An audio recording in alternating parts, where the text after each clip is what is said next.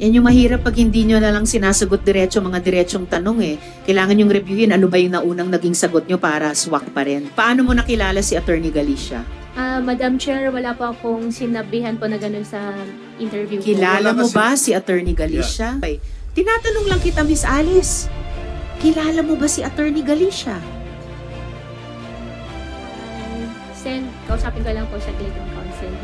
So by the way, Miss Alice, kinukumpirma mo ba na nung August 14 wala ka na sa Pilipinas kung kailan ninotaryohan yung iyong sinumiteng salaysay?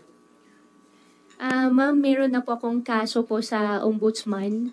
I'm just asking po kung wala ka na ba sa Pilipinas nung August 14? Oo, hindi yan incriminating sa kaso mo sa Ombudsman. Tinatanong ko lang, wala ka na ba sa Pilipinas nung August 14?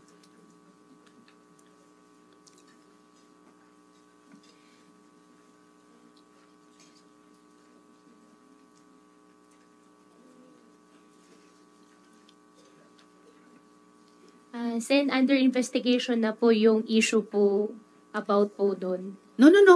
I'm just asking, nandito ka ba sa Pilipinas nung August 14? Sen, hindi ko po siya isasagot kasi mayroon na pong kaso po sa akin about it po. Kailan kayo umalis sa yate? Anong petsa?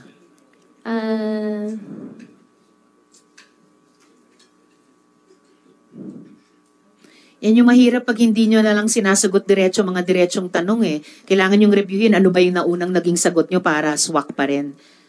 Anong petsa nung pag-alis nyo sa yate? To be exact, hindi ko po alam yung anong date po talaga. Pero anong July buwan? po yun. July? Opo. Oo. So before August 14, umalis kayo sa yate. Tama? Tama.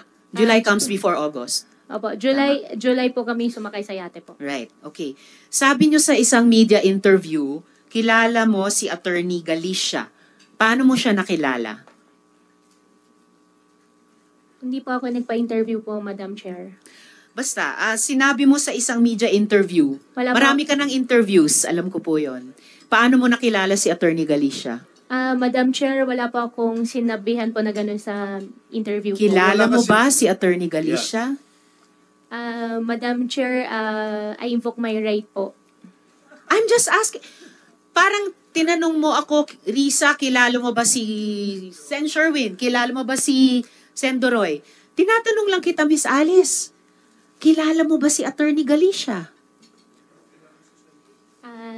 Sen, kausapin ko lang po sa Clayton Council po. My God. Si Attorney Galicia ay naging resource person na rin po namin dito sa hearing na ito. So, siguro naman out of the two answers na pwede nyong ibigay sa chair, totoo ang sasabihin nyo.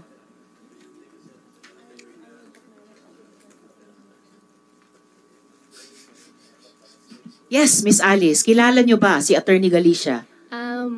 Sen, I invoke my right against self-incrimination po. May sinampahan na po sa akin na kaso po doon. Wala pong kaso tungkol sa pagkakilala mo kay Attorney Galicia.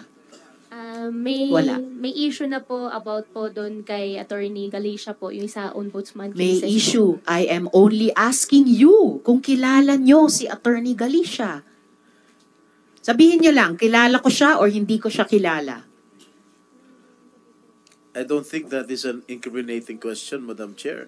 Yes. Maybe we can even ask the lawyer if that question is incriminating. Oh, anong case? Ayun, tinatanong ng mga colleagues ko, ano yung case na sinasabi mong incriminatory ang tanong na ito kung kilala mo si Attorney Galicia? Po. Ombudsman. Anong kaso sa hindi ombudsman? Po pala sa ombudsman, sa DOJ po. Yung kaso sa DOJ on human trafficking? Opo. Wala pong kahit sa mga tanong namin, walang kinalaman ang pagkakilala mo o hindi kay Attorney Galicia sa mga charges ng human trafficking. Pwede ko bang tanungin si Director Santiago, sa pagkaalam po ng NBI, kilala po ba ni Miss Alice si Attorney Galicia? mayroon pong interview na tinanong siya at sumagot siya na kakilala niya. Okay, salamat Director Santiago. So hindi lang po ako ang nagsasabi from our NBI resource person, no less the director, meron kayong interview, sinabi nyo, kilala nyo si Attorney Galicia. Madam Chair, wala po ako interview po about it po. Okay, Attorney Galicia, any comment? Dun sa interview na nasubaybayan ng NBI, sinabi doon ni Miss Alice na kilala ka niya. Any comment po ba doon? Madam, Yung mic nyo, Attorney. ito po. Madam, allow me, Your Honor, to claim the confidentiality of the executive session. Ang executive session po, gaya ng sinabi na kanina, ay may kinalaman sa national security and public safety. Yung usapin ba na kung kilala kayo o hindi ni Mayor Alice, wala pong kinalaman doon sa pagkaalam ko. Attorney, I really hate to do this to you, pero it's clear, at least to our committee, na you notarized the affidavit of an affiant who was not within the jurisdiction of the Philippines. At kung hindi mo sasabihin ang buong katotohanan and explain yourself, I'm sorry, pero nagmumukhang you will be left holding the bag. You will be left holding the bag, Attorney Galicia.